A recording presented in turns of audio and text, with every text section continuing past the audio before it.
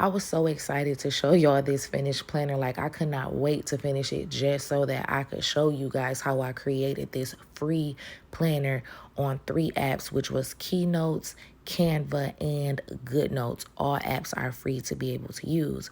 So I wanted an interactive beauty content planner. So every time that I touch the edges of the page, it sends me back to the first page.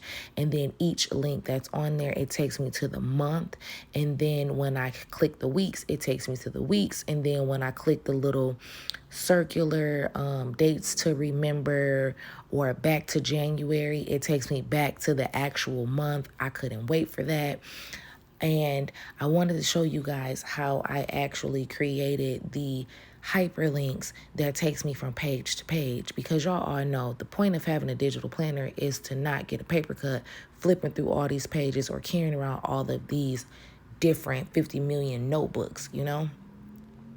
So here I'm in Keynotes, and then I grab a shape. It doesn't matter which shape. I just so happen to use squares and circles for this, and it also doesn't matter what color.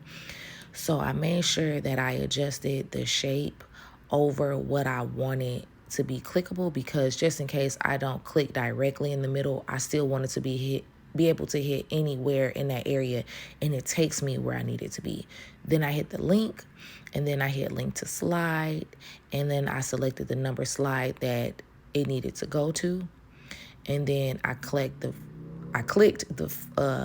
paintbrush, change the opacity to 0. That way it's transparent. You can't even see it there. And as you guys saw from the beginning, you know that it doesn't show up. It's completely clear. Then I selected the view button to make sure everything was working.